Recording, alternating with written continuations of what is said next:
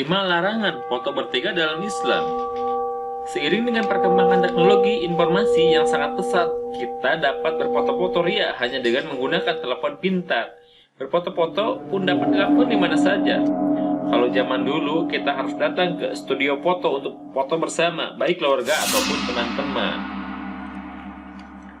Namun, di era modern seperti sekarang, masih banyak sekali orang yang percaya bahwa foto bertiga dapat mendatangkan musibah.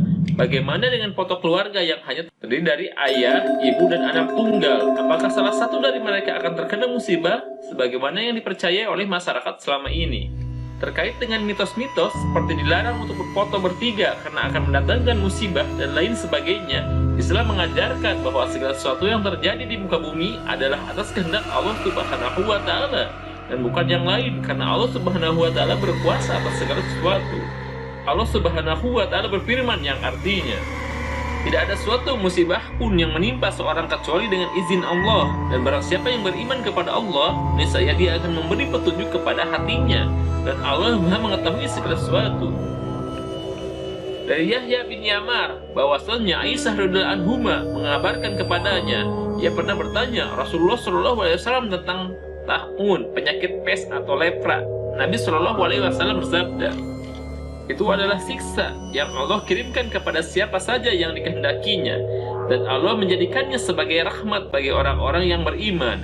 Dan tidaklah seorang hamba di suatu negeri yang terkena penyakit taun dan ia tinggal di sana, ia tidak mengungsi dari negeri itu dengan sabar dan mengharap pahala di sisi Allah.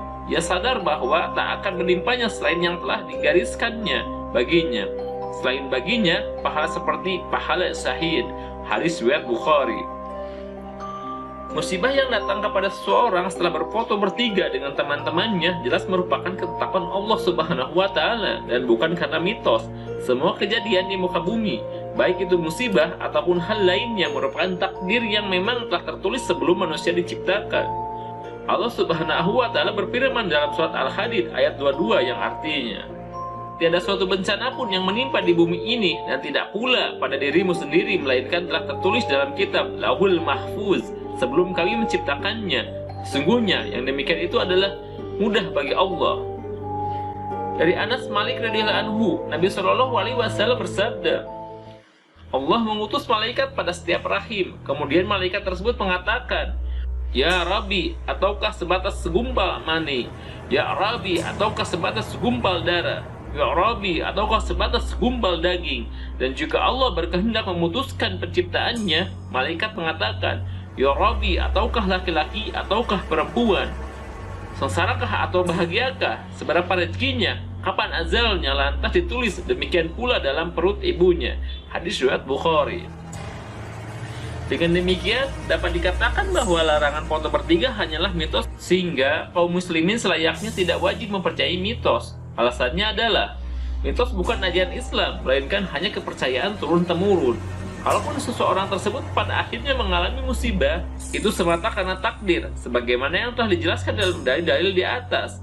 Mempercayai mitos mengarah pada dosa syirik, yang merupakan salah satu dosa yang paling berat dalam Islam. Berfoto dilarang jika dilakukan dengan orang yang bukan muhrim. Berapapun jumlah orang yang ikut berfoto tidak masalah asalkan tidak menggumbar aurat. Demikianlah ulasan singkat tentang larangan foto bertiga dalam Islam. Wallahu a'lam bishawab.